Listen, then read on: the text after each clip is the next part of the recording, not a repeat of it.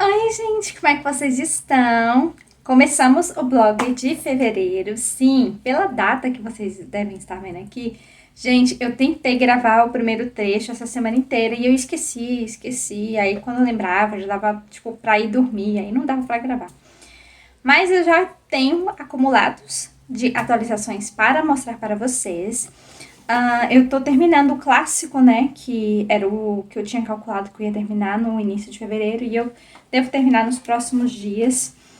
Eu tô bem aqui, vou mostrar pra vocês. Tô bem aqui no Amante de Lady Chatterley.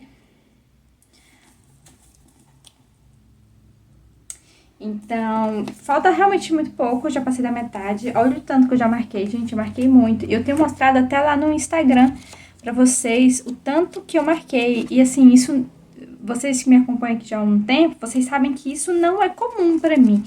Pra vocês verem o tanto que eu tô gostando desse livro. E eu já tenho meu personagem que eu detesto, que é o marido dela, que é o Clifford, se não me engano.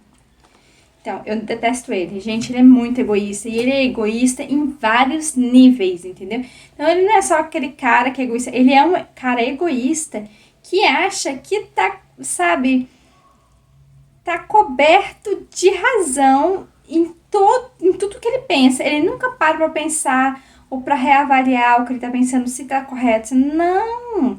Ele é muito cabeça fechada. E nesse momento da história, a Constance, ela já tá farta. Inclusive, depois de alguns encontros com o amante dela, né, que é o guarda-caça, ele já percebeu que em algum momento vai ter uma ruptura do casamento dela, antes mesmo dela achar que isso fosse possível.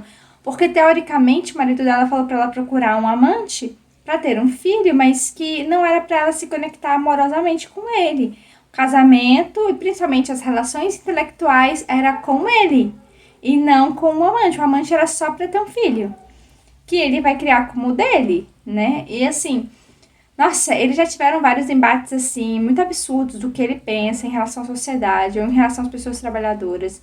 Ai, é muito difícil de engolir ele, sinceramente. Mas eu tô ainda aqui, eu tô num ponto agora da história, que além dela estar nesse nível com ele, de chateação e tal, ela já tomou a decisão de que ela vai se separar do Clifford de alguma forma. Antes, desde o início do livro, teve alguns momentos que ela chegou a ficar doente de tanto estar à disposição do Clifford, de tanto servir a ele, sabe? Assim, se a gente pode colocar dessa forma. E ele tá sugando tudo dela e não dando nada para ela. Então, assim, há muitas reflexões aqui, muito interessantes, sobre os sentimentos dela, de como ela se sente. E, assim, o amante dela vê ela não como a Lady, ele vê ela como uma mulher com necessidades. E ela quer ser vista como mulher. Todo mundo não consegue enxergar ela. Mas ele, o guarda-caça, consegue enxergar ela, o Oliver, né? Então, assim, claro, tem muita cena erótica no livro, então, assim, a capa é bem apropriada, tá? Mas todo aprofundamento intelectual do livro é muito bom, sabe? Muito bom. E também como mostra a sociedade nua e crua com os seus preconceitos e todos os seus podres, sabe? De como as pessoas relacionam entre si. É muito bom, muito bom mesmo. Eu ainda não sei como é que isso vai terminar. Tá uma loucura aqui, porque ela já decidiu que agora ela vai largar ele. E o guarda-caça sabe que vai gerar confusão e ele só tá esperando as confusões acontecerem, sabe? Então, assim, eu tô gostando muito do livro e devo terminar nesses próximos dias, porque eu devo começar outras leituras também. Além disso, eu comecei e terminei o mangá de número 3 do Kenshin. Olha que linda essa ilustração de capa. Gente, é maravilhosa. Esse vestido da Kaoru é muito bonito. Inclusive, nas outras edições do mangá, o autor falou que ele iria caprichar mais nos kimonos dela para que ela fosse cada vez uma dama mais dentro, né, da moda e tal. E assim, no segundo volume, a gente teve tipo um pós-fácil com a história de uma menina chamada Megane. E que é essa daqui que eu vou mostrar aqui pra vocês. E aí, a gente não... Essa aqui, Megane. E aí, mas foi bem assim, bem introdutório mesmo, que ela tava fugindo, e aí o Kenshin e o amigo dele, o Sagara, defenderam ela e levaram ela pra casa da Kaoru. Porque todo mundo vai pra aquela casa, né? Pro dojo. Então, ele tá tentando ajudar ela em relação às pessoas que estão tentando levar ela de volta pro cara que tava mantendo ela presa. E ao longo do desenvolvimento desse volume, a gente entende qual é a história de vida dela e o porquê que ela fugiu e como ela foi acabar parando dentro do tráfico de ópio e o que estava acontecendo, sabe, na elaboração de drogas novas do ópio, como isso aconteceu, quais eram as consequências, como estava matando mais rápido, sabe? E assim, agora no volume 4, que eu já terminei o 3, né? Eles estão indo lá pra salvar ela, porque o cara foi lá, deu um jeito de encontrar com ela e ameaçou ela. Ou você volta, ou eu vou queimar todo o dojo, com todo mundo dentro. E aí ela ficou com medo, porque ela não conhece eles, sabe? Eles só estão ajudando ela. E ela só queria arrumar um momento pra ela poder fugir. Então ela não confia nas habilidades deles. Ela não sabe que eles realmente são muito fortes, o Kenshin, o Sagara. Ela não sabe. E aí, eu tô bem aqui, tô quase na metade do volume 4. É porque, na verdade, a gente acha que é porque ele começa de trás pra frente, né? Isso aqui eu já li, tá, gente? Essa parte aqui eu já li. Na verdade, eu passei da metade, eu tô terminando. Então, agora a gente tá enfrentando cada um dos lutadores mais fortes da organização que o traficante prendeu ela, né? Ele tinha uma organização de ninjas que trabalhava para ele. Então, tanto o Kenshin quanto o Sagara estão enfrentando essas pessoas para salvar ela. E são lutas épicas, gente. Estou gostando demais do traço, a história. E a gente tem vários momentos que o próprio escritor fala com a gente como ele construiu tal personagem, como ele fez isso, como ele fez aquilo. E tem um momento que ele fala, inclusive no volume 3, que ele pensou em escrever a história do Kenshin de uma forma completamente diferente. E aí ele disponibiliza no finalzinho do volume 3 como seria. E, gente, é muito ruim, sabe? Ainda bem que ele reformulou toda a história e fez uma obra-prima como, né, o Samurai X. Então, eu tô terminando, eu tô gostando muito. Quero ver como é que eles vão derrotar o cara lá, o traficante, o chefão, né? Porque eles já estão lutando com os outros lutadores. A maioria já venceram 2 batalhas. E agora tava terminando de lutar com o chefão desses chefes dos ninjas. E aí, de repente, o maldosão apareceu. Mas, assim, agora é sexta-feira. Então, eu devo estar concluindo o mangá. Vou focar nos próximos dias pra concluir esse. Porque eu quero fazer uma resenha muito bacana pra vocês dele, tá? Eu também quero rever os vídeos da Fabi Reads, que ela gravou uma série de comentários por capítulos desse livro, que é o livro favorito da vida dela. E eu tava vendo os vídeos sem ler o livro. Então, agora que eu tô quase terminando, quando eu terminar, eu vou rever os vídeos. Então, acho que eu super vou gostar. E eu vou entender melhor, né, as colocações dela. Então, mas isso eu vou fazer aos poucos pra frente, ao longo do mês. Além disso, eu devo começar, ou assim que acabar esse aqui, eu ainda não sei se eu vou começar o 100 Reinos, ou se eu vou começar o romance de época. Eu tô vendo qual deles. Talvez eu comece os dois ao mesmo tempo, eu ainda estou decidindo. Mas eu tive uma ideia hoje, ou foi ontem, enfim, não tenho certeza de qual dia. Eu tive uma ideia de fazer uma enquete lá na comunidade. Então, quando sair esse vlog, já vai ter acontecido a enquete e tudo mais. Mas eu só tô contando pra vocês que eu tive essa ideia essa semana. Eu vou fazer uma enquete, vou colocar algumas opções de livros clássicos que eu tenho pra ler, pra vocês me ajudarem a escolher a minha leitura de clássico pra março, porque eu ainda não consegui decidir qual que eu vou ler. Então, eu vou colocar lá. E aí eu espero que vocês voltem, né, pra eu poder definir a minha TBR de março. Já estou pensando na minha TBR de março e qual clássico, né? Como eu não tenho certeza, eu vou pedir ajuda pra vocês me ajudarem a escolher o livro de março. Então, por enquanto é isso. Ao longo dos próximos dias, porque hoje é sexta e tem o feriadão do carnaval, né? Vou ler bastante, vou fazer várias coisas e vou atualizando vocês. Tchau! Até o próximo update. E aí, gente, como é que vocês estão? Finalmente estamos no final do feriadão, né? Hoje é quarta-feira, eu já fui trabalhar, né? Na parte da tarde. Eu sei que nem todo mundo trabalha hoje, mas algumas pessoas trabalham. Gente, esse barulho no fundo, eu nem sei explicar o que é. Porque tem vizinho tocando, não sei se é pagode, sertanejo, eu não sei o que é. Tá tocando aí e eu acho que vai demorar pra parar. Agora eu acho que eles estão abrindo um portão, não sei que portão é esse. Então, perdoai pelos barulhos no fundo, tá? Tá uma grande confusão aqui no meu condomínio hoje, não sei porquê, sempre tão tranquilo. E vamos, né, atualizar vocês. Eu terminei, né, o último, que faltava só um pouquinho pra terminar, o do Kenshin. E eu terminei o quarto, o que realmente fecha a saga da Megami. E assim, ao longo que você vai lendo, tem várias notinhas do autor dizendo quais foram as primeiras ideias sobre isso e tal. E você realmente tem a certeza que ele realmente tomou o caminho correto, porque a história da Megami ficou muito boa do jeito que ela ficou, com os personagens, com os lutadores, e também a gente conseguiu ver que esse aqui, ó, ele não foi. Ele foi derrotado, mas ele é uma figura que com certeza vai voltar, né? E ficou assim, como se um cara que vai voltar a aparecer em algum momento pra ir atrás do Kenshin. Eu gostei bastante, tá? Eu ainda tô vendo que nota vai ser, mas não vai ser 5. Só tô pensando qual. Mas assim, eu gostei bastante. Pena que a Kaoru apareceu pouco nessa história da Megami. Então, essa é a capa da quarta. E, surpreendendo até a mim, tenho que declarar que eu terminei, tá, gente? O Amante de Lady Chatterley, sim. Eu não estou acreditando que eu estou falando pra vocês, mas eu terminei. Tem poucos minutos. Inclusive, agora eu tô fazendo as leituras dos outros trechos que tem, que é tipo uma nota de prefácio. E aí agora tem uma nota pós-fácil. Eu tô lendo esses textos extras. Então, o livro em si...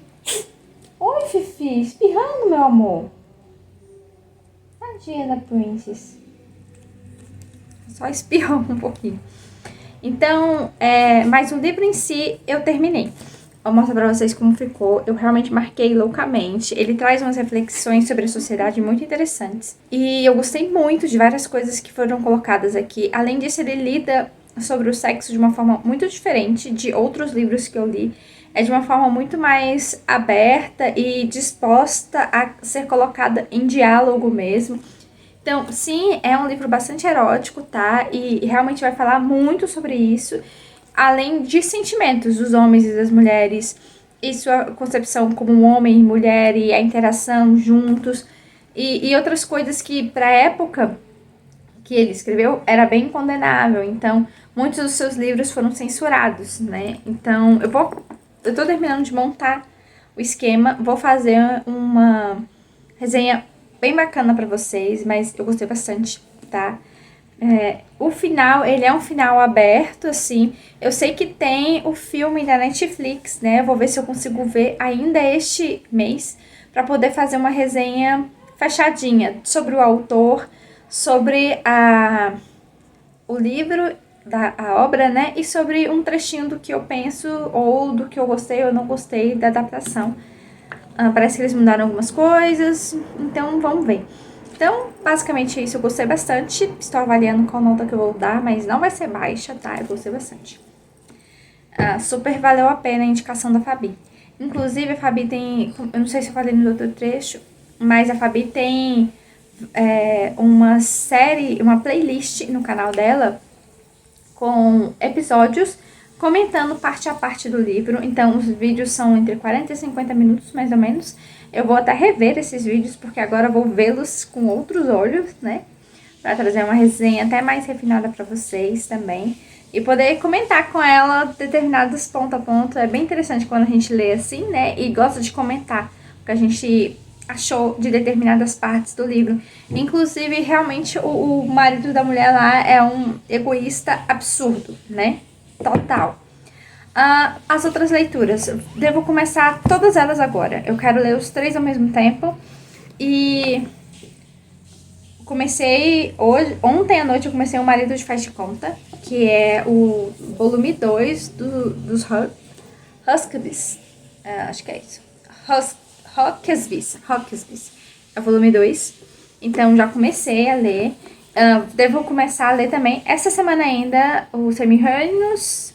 Os 100 Mil Reinos. E aquele outro livro que eu esqueci agora, mas que também tá na lista. Então é isso, gente. Foi proveitoso. Eu realmente adiantei bastante leitura do clássico. Eu terminei mais ou menos dentro do que eu imaginei que iria terminar. Eu botei na minha mente que eu iria ter a meta de terminar o clássico até o final do feriado. E eu consegui. Então tô bem satisfeita com isso. Eu vou gerenciar as outras 3 leituras agora, até finalizar o mês. Além disso, nós temos unboxing, tá? Vou pegar aqui. Chegou uma encomenda que eu fiz lá da Amazon.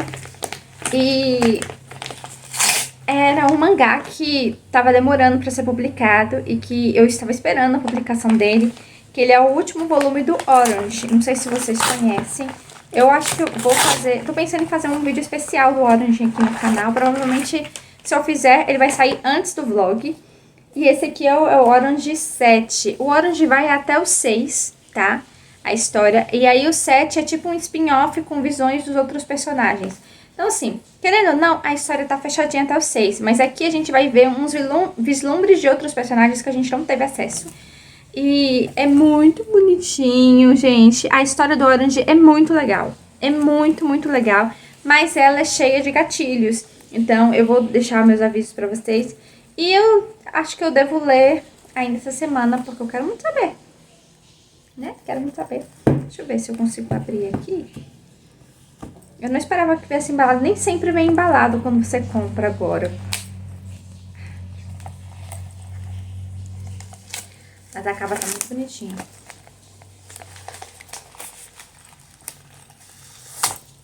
Ai, olha que lindo, gente. É um azul aqui, muito bonito. O desenho, ele é bem legal também, sabe? O traço. Eu gosto muito do traço dessa escritora.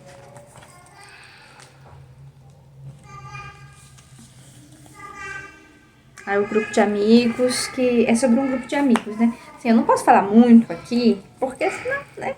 Vocês têm que ver o vídeo, gente. Vai ser um vídeo bonitinho, vai ser um vídeo especial. Vou falar dos gatilhos, mas ele é basicamente uma história sobre amizade. Sobre amigos se unindo para salvar outro amigo.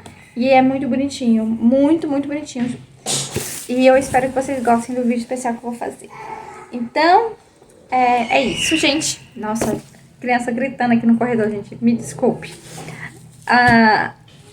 Mas vlog é assim mesmo, é sem controle de ambiente, né? Fazer o quê? Mas aí, depois eu volto pra falar dos outros livros que eu estou lendo pra vocês.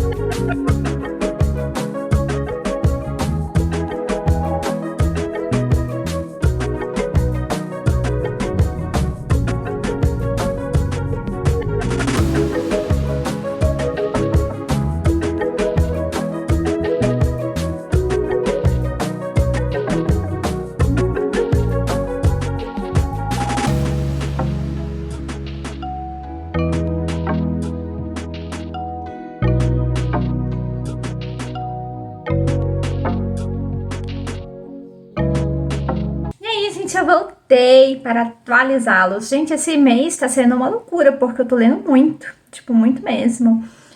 Eu ia gravar esse take antes, hoje é dia 22, né? Estamos numa quinta-feira, mas eu acabei não conseguindo gravar, porque tá uma loucura, porque eu tô levando o meu gato para fazer uma fluidoterapia. O que aconteceu? Eu fui levar ele para vacinar, e aí ela falou, ele já tem 7 anos, que é o Minha, o gato maior que eu tenho. Vamos fazer um check-up, né, pra ver se tá tudo certo. Tá bom, então. Aí, às vezes, ele fazia umas fezes meio mole, aí a gente resolveu fazer uma ecografia também, pra ver se tá tudo certo com o intestino dele. E aí, no exame de sangue, deu alteração nos indicadores da urina. E durante a ecografia, o que aconteceu? Eles viram várias mineralizações nos rins dele. E o que é isso? É quando faz a pedra, né, de rim, mas ela fica grudada no rim, tipo, meio que se adere, sabe, ao rim. Então, assim, ele tem alguns cristais soltos e tal, que inclusive também apresentou na urina, do exame de urina, porque quando tava fazendo a ecografia, eles decidiram lá mesmo coletar a urina. Aí eles coletaram a urina e aí também na urina deu a presença desses cristalzinhos soltos, mas é muito pouquinho. Então, assim, pedra solta não tem, mas tem essas mineralizações. O que isso faz com que o rim dele não funcione de uma forma apropriada. Inclusive, ele liberou um pouco de proteína na urina e isso não é bom. Né? Então, se você também é gateiro, tem gatos na sua casa, então preste atenção quando você for fazer, sabe, os check-ups, né? Pra ver se tá tudo certo com o seu gatinho. Enfim, aí nisso a gente foi aconselhada a fazer uma fluidoterapia. O que é isso? É um negócio que eram 5 sessões, eu tinha que levar o Minho até a clínica, e aí eles colocavam uma agulha no dorso dele, e colocar soro. E aí cria tipo uma bolsa de soro ali e ao longo de 48 horas o próprio corpo dele vai absorvendo para dar uma hidratada maior nele. Porque ele diminuiu muito a quantidade de água que ele tem bebido. E como o clima tá muito assim mudando toda hora aqui em Brasília, agora mesmo tá super úmido. Então assim, aí que eles não querem beber água mesmo. Mas a Fifi, que é mais novinha, né, ela tem 2 anos, ela tá tomando água direitinho. Ele que tá difícil. Aí eu vou ter que fazer outras coisas pra estimular ele. Inclusive, vou comprar uma fonte de água. Eu não tenho fonte de água. Eu tenho uns potinhos de... Como é que é o nome? De porcelana, que eu coloco a água pra eles. Aí eles comem em potinho inox. Mas os de água são de porcelana. Aí eu vou comprar uma fonte, não vou tirar esses potinhos, vou espalhar esses potinhos pela casa, botar uma fonte onde normalmente ficam os potinhos. Então, assim, tipo, pra estimular ele a beber mais água, vou testar outros sachês, né? Porque alguns sachês que eu dava pra ele não tava fazendo muito bem, aí eu comecei a comprar um super caro. Então, assim, esse super caro eu só posso dar de vez em quando, então... vou descobrir uns outros que eles indicaram as marcas e eu vou tentar, né? Misturar o sachê com água, fazer cubinhos de gelo, coisas para que dá para eles ficarem lambendo, para, no geral, ingerir mais água. Esse é o propósito. Então, assim, tá uma loucura. Tem dia que eu chego em casa e a gente leva ele lá e, tipo, eu fico esperando 2 horas para ser atendida. Então, nossa, gente, tá sido cansativo. Ao mesmo tempo que isso, ele apresentou uma irritação nos olhos, a gente já tá tratando com colírio de 6 em 6 horas, ou seja, só acordando de madrugada pra dar colírio pro meu neném. Então, assim, a gente fica muito cansado, né, nessa rotina. As sessões de fluidoterapia terminaram, a última foi ontem. Agora, o exame já tá marcado para sábado. Nisso, mesmo com tudo isso, consegui começar e terminar de ler Um Marido de Faz de Conta. Gente, eu fiquei preocupada, porque as pessoas estavam falando... Eu já vi, assim, aleatoriamente, falando sobre essa série. Tem gente que ama essa série, diz que essa série é muito melhor do que os Bridgertons, tá? E eu achei interessante, porque é uma família que meio que se uniu à linhagem dos Bridgertons, os Roxbys, e eles são vizinhos de muito tempo e tal. E aí a gente tá vendo um recorte exato de um tempo de guerra, da Primeira Guerra Mundial. A gente viu o casamento do George, que é o herdeiro dos Roxbys, que é do Conde, né? No primeiro livro, que ele casou com a Billy. Agora, nesse segundo, a gente vai ver um dos irmãos que estão na guerra, que é o Edward, que é o segundo, né, na linha sucessória. E, assim, velho, eu gostei demais. Eu fiquei preocupada de não gostar, mas, assim, eu tô sentindo que a escritora pegou vários cenários dentro da guerra, né, que ela poderia desenvolver relacionamentos e ela conseguiu. E colocou de um jeito crível, sabe? Porque nesse contexto, a gente é o Edward e a Cecília, que é o casal. E o Edward foi pra guerra, ele fez um amigo, que é o Thomas, e o Thomas fica recebendo cartas da irmã, que é a Cecília. E assim, ela manda muitas cartas. E o Edward começa meio que se apaixonar por aquelas cartas. Ele começa a se intrometer na hora que o Thomas vai escrever as cartas. Então, aos poucos, ele começa a escrever trechos no final da carta para a Cecília. E aí eles meio que começam a trocar trechos de cartas dessa forma, sabe? No meio das cartas do Thomas, por mais de um ano.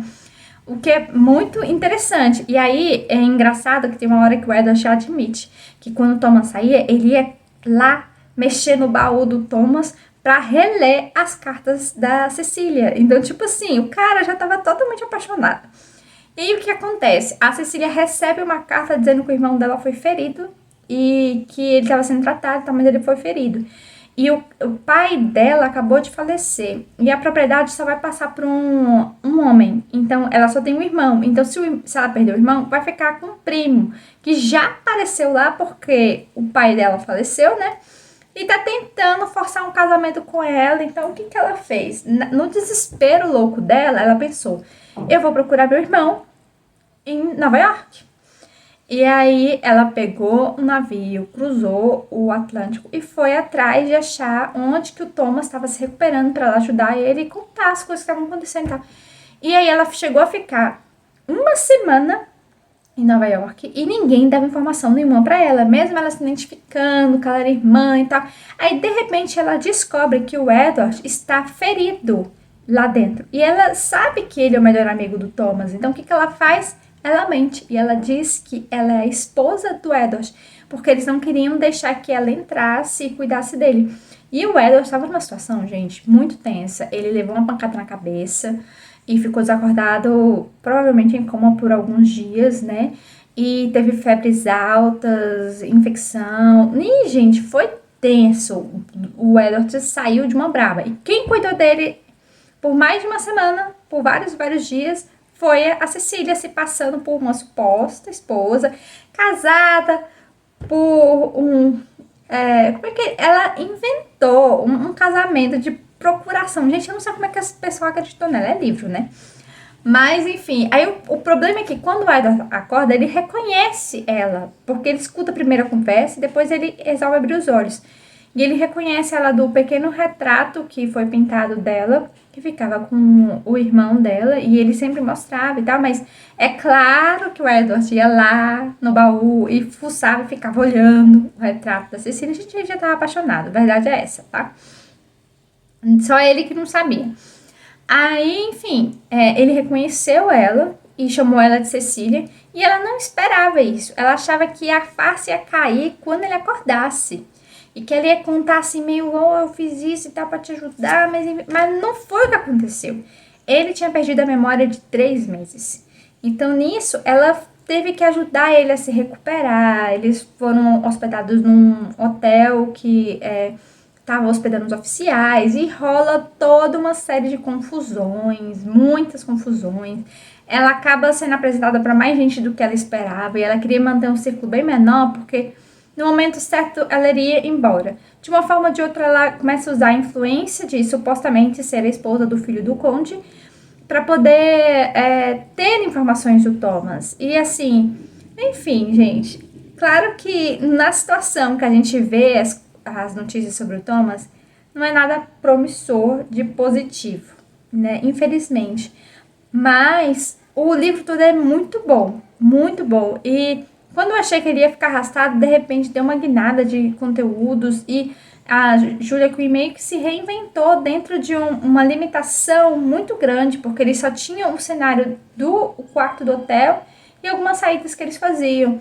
Então, achei bem interessante. Eu gostei bem mais do que eu imaginei que eu ia gostar. Ainda estou pensando qual nota que vou dar, mas sim, o livro da Billy é muito bom. E esse também é muito bom. Então, assim, eu ainda não sei qual é o meu favorito da série. Ainda tenho mais 2 livros para ler, né? Ainda tem mais 2 irmãos para casar, dos Roxbys, né? Então, vamos ver o que vai dar. Fora isso, eu comecei, sim, as outras leituras. Então, sim, gente, a gente tem muita atualização nesse trecho. Eu comecei o Anjo Mecânico e as Peças Infernais, o volume 1. Ele tem essa capa meio metalizada, mas ela não é holográfica como aquela outra edição que eu tinha. E aqui atrás tem esse trabalho assim meio escuro e tal. Gente, eu tô muito no início, eu realmente li muito pouco. Eu já percebi que é a história de dois irmãos, né? Acho que eu li só o prólogo. Agora que eu concluí, né, o Marido de Faz de Conta, eu vou concluir, eu vou continuar o Anjo Mecânico, né, nesses próximos dias. Então, assim, eu tô muito por fora, mas eu entendi que é uma irmã procurando um irmão que tá meio... É como... Ela meio que ficou sozinha e só tinha um irmão e ela viajou pra encontrar com ele. Mas parece que ele está meio que mantido de refém de um lugar e ela tem habilidades. A gente tá falando do mundo dos Shadowhunters, né? Ela tem habilidades também e esse grupo que tá mantendo ele em cárcere, parece, né? Eu ainda não sei, a gente tá muito no início mesmo. Então, parece que eles também querem as habilidades dela e ela meio que caiu de graça na mão do grupo. Então, eu ainda não sei. Não sei. Tem uns dois caçadores das sombras que aparecem aqui no início. Inclusive, ele é da família Worondale. Deixa eu ver se eu tô falando o nome errado. William Erondale. E pra quem não sabe, o Jace é dessa família, tá? Ele é descendente dessa família. Eu só não sei se o William é o pai dele. Eu não lembro agora, eu vou ter que checar. Porque essa história se passa em 1878, então eu acho que não. Né? Mas ao certo quanto tempo um caçador das sombras vive, também não tenho certeza. Então eu vou checar isso. Mas assim, é dentro da linhagem da família do Jace. E aí tem dois caçadores das sombras que tinham combatido um demônio lá perto, nas redondezas. Aí já pula pra história dessa irmã procurando uma irmã, que é a Tessa. Então assim, tá bem no início, mas eu já gostei da pegada dark. É uma pegada mais dark, né? Tô gostando. Eu também comecei o Semi-Reinos. Esse que eu li um pouco mais, eu li 60 páginas. E a verdade é que no início eu falei, gente, que livro é esse? Que livro é esse? Eu não tava entendendo muita coisa, tá? Porque ele é diferente, é como se fossem recortes de relatos. E a própria protagonista que conta a história dela. Ela conta a história do que acontece com ela a partir do momento que a mãe dela falece e o avô dela convoca ela pro palácio lá, porque ela é descendente de uma família muito abastada de liderança desse grupo aqui. E ela era mantida longe porque meio que a mãe dela desertou do título e foi casar com o pai dela, sabe? E aí, assim que o avô recebe ela lá na cidade, ela recebe o título, Lady Iene. Nossa, é isso mesmo, deu muito pai, deu muito I. Então, assim, cada capítulo, vou mostrar até pra vocês, tem uma arte bonita. Tem uma palavra e assim, tem vários trechos, sabe?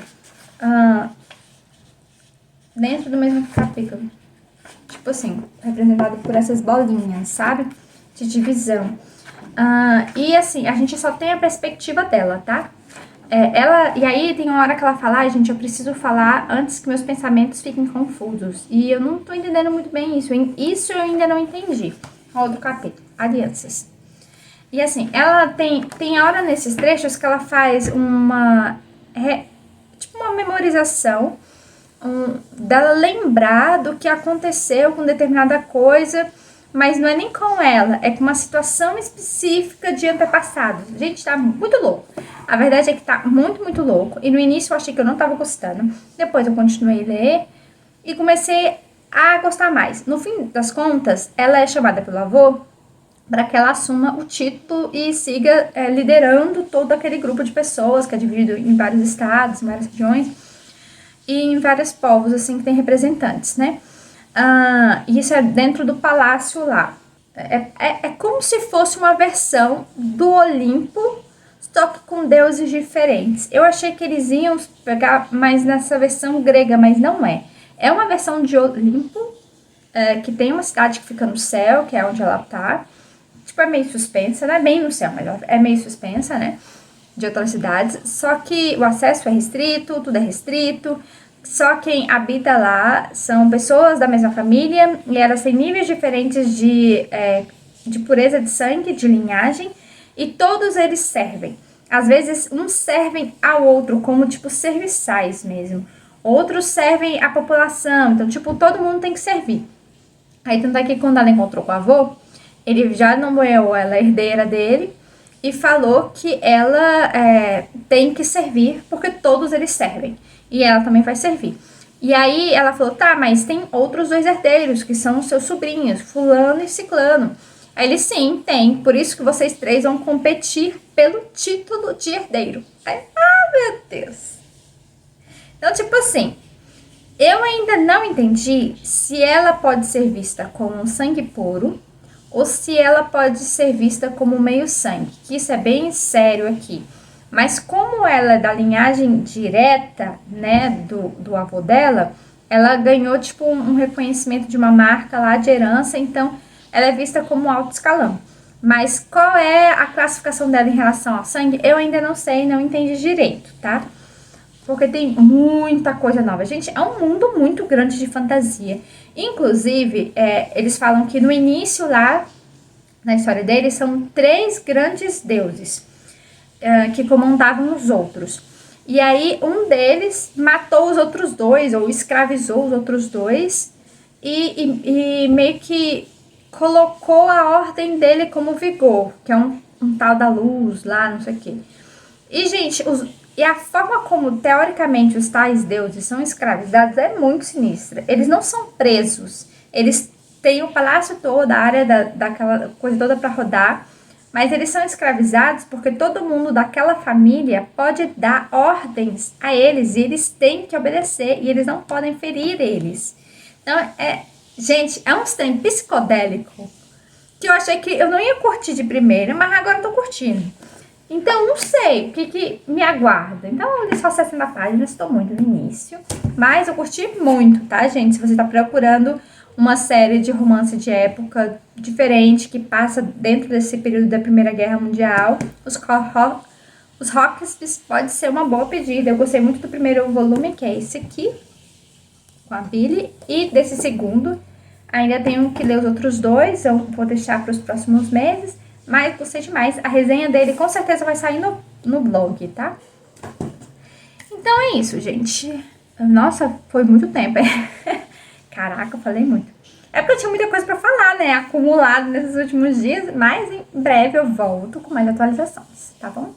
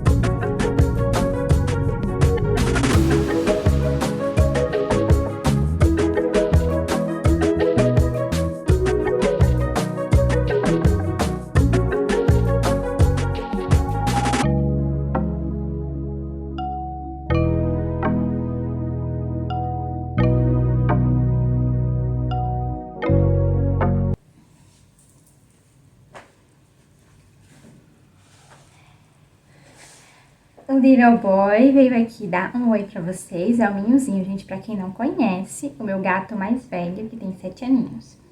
Meu amor. É ele que tá fazendo o tratamento que eu falei pra vocês. A gente já teve algumas respostas, mas a gente vai ter que fazer mais um tratamento com vitaminas e suplementos para ver como ele vai responder, para saber como a gente vai agir com esse problema renal que ele apresentou, né, meu amor? Tá. Só para atualizar vocês sobre ele. E vamos falar das leituras, gente. Vamos começar da Cassandra Clare. Eu li não tanto assim, porque eu acho que a história não está me empolgando. Eu li 88 páginas, pouca coisa. Por que eu digo que a história não está me empolgando? Porque eu li Instrumentos Mortais primeiro, e eu tenho uma sensação que quem lê o livro primeiro vai gostar mais da série. Por exemplo, se alguém começar lendo essa série primeiro, ao invés de Instrumentos Mortais, provavelmente vai gostar mais dessa série do que da outra. E se alguém começou a ler Instrumentos Mortais antes, vai gostar mais de Instrumentos Mortais antes. Por que eu tô falando isso?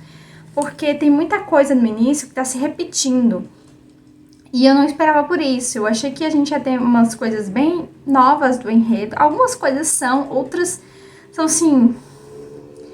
Eu sinto que são cópias, mas assim, é uma percepção minha. Por exemplo, a forma como a Tessa chega no instituto machucada e tudo mais. Clary chega no instituto machucada. Então, assim, pessoas precisam tratar dela. Então, claro que nem todo mundo recebe ela bem. Da mesma forma que a Clary não era recebida bem no instituto. E tem toda aquela questão, de quem você é, tanto pra Tessa quanto pra Clary, foi a mesma coisa. Então, assim, eu tô vendo algumas cópias de narrativa que eu não esperava, porque a Cassandra Clare, ela é muito inteligente e os enredos dela são muito bons. Então, eu fiquei um pouquinho decepcionada, mas sim, eu vou continuar lendo, né, a leitura. Como hoje é o último dia de fevereiro, obviamente não vou conseguir completar dentro do mês de fevereiro, né, mas eu devo terminar agora no início de março. Porque o que aconteceu? O improvável aconteceu. Eu estou gostando muito de Os 100 Mil Reinos. Gente, num nível assim, muito louco, que eu jamais imaginei que iria gostar. Gente, eu tô na metade? Acho que sim. Na página 202, tô aqui mais ou menos. Já li isso aqui, né? Pode ser. E assim, em poucos dias eu vou estar concluindo o livro com certeza, porque eu não consigo parar de ler, Porque a história tá muito interessante. Então, assim, é como eu falei pra vocês. Ela, a nossa protagonista, né? A Iene, ela está disputando a posição de herdeiro, meio que obrigada, com os dois primos dela. Só que a gente teve muitas revelações de quem ela realmente é. E que as pessoas não sabem. E os Enafayetes, que são os deuses que estão... presos naquela forma humana e tal, e que são meio que escravos dos servos do Itameri, acho que é Itameri o nome dele, que é o deus do sol lá. Então, assim, eles são... É como se eles tivessem virado escravos dos humanos, é tipo isso, mas só escravos do povo que serve diretamente a eles, que são o povo humano que se chama Ameri, tá? Então, assim, eles não podem recusar ordens, e tem toda uma série de coisas. Então, eles são literalmente escravos. Eles são soltos e eles andam para onde eles quiserem dentro dessa estrutura, né? Que é o tal céu, né? A cidade céu. Mas eles, se alguém que a Emery der uma ordem para eles, eles têm que cumprir. Mas é claro que eles ficam procurando brechas dentro dessa ordem. Então, assim, a gente tem esse dilema. A gente tem o dilema da própria terra, que é a terra Dar dela, que ela veio de lá, né? Que a mãe dela abdicou e foi lá morar com o pai dela e teve ela e tal. Então ela é dessa meio que uma tribo, né? Eles não sendo ameaçados, porque obviamente ninguém quer deixar que ela tenha um povo ou uma predileção por um povo. Então, eles estão perseguindo o povo dela. Então, ela está tentando ver uma forma de tentar ajudar o povo dela, que já tinha sofrido várias sanções por causa da mãe dela, da presença da mãe dela lá. Assim, eles não podiam comercializar, então, assim, ela estava tentando ajudar nesse lado, mas a guerra já estava sendo montada muito antes dela até chegar no céu. Então, é muito doido, porque o que é mais interessante ainda eu tenho que contar pra vocês. É porque assim, eu falei que são 3 principais, né? O da terra, que é a Enafete, se não me engano, Enefa. Enafete não, Enefa. A da terra, que é Enefa, que foi morta. E tem o Itameri, que acho que eu tô falando o nome dele errado, mas enfim. Então, ele é tão odioso assim pelas coisas que ele fez. Então assim, eu não gravei muito o nome dele, não. Itempas, é esse o nome dele, Itempas. Então, aí temos o Itempas, que representa o Sol, e temos o Narradote, que é o mais interessante de todos eles, e que foi o primeiro a nascer dentro da existência, que é chamado de o Senhor da Noite, ou do Crepúsculo, uma coisa assim. Porque qual é a história? Tinha a existência, e dela surgiu o primeiro deus, que é esse, o Narradote. E depois de um tempo surgiu o irmão dele, que é o Itempas, que é o do Sol. E aí eles tinham uma relação lá que eles chamavam-se de irmãos, mas era aquele negócio meio, como é que eu posso dizer? Incestuoso, entendeu? Rolava isso. Aí, de repente, dentro da existência nasceu Enefa, que é uma mulher. E aí ela era criança e meio que os 2 irmãos criaram ela e ela ficou, e eles começaram a brigar por causa dela, por várias situações, porque um queria criar ela de um jeito, outro queria criar ela de outro jeito, e aí ela foi desenvolvendo os poderes dela aí os poderes dela são meio que de criação, sabe? Aí foi na história que é como se ela tivesse criado os humanos, separadores em povos, não só isso, mas também a relva, os animais, tudo foi ela que criou. E aí teve um momento que ela começou a criar outros deuses, que aí eram chamados de filhos dela, então foram muitos, alguns sobreviveram, outros não. E aí os que sobreviveram foram encarcerados do mesmo jeito que o Narradote. E aí eles estavam tentando fazer um golpe contra o Itempas, e ele descobriu, e ele pegou a única coisa que poderia matar a Enefa e traiu ela da pior maneira possível. Pior. E aí matou ela, com essa forma, a única forma que tinha pra matar ela. Só que a alma dela foi meio repartida. E aí tem muita história por causa desse negócio dessa alma dela ter sido repartida, mas eu não vou contar porque é muito spoiler, né? E aí, a partir daí, todos os outros viraram servos dos humanos, que são servos do Itamer. Nossa, Itempas. Nossa, eu realmente não quero gravar o nome dele, só pode. E aí, o que acontece?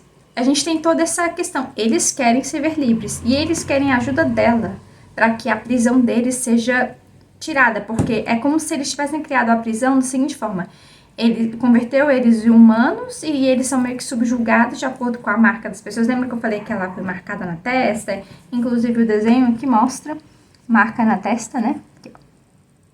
Tem a marca na testa. A dela é cheia, mas tem vários níveis de sangue dentro lá do celular. E cada um tem um de acordo com o nível que é. Então tem uns que são 1 quarto, 2 quartos, tem menos, e por aí vai. Aí os que são de sangue cheio são tipo nobreza, né? Dentro dos humanos. E aí, assim, tá acontecendo muitas revelações bombásticas na história. E eu tô chocada. E assim, eles têm um plano.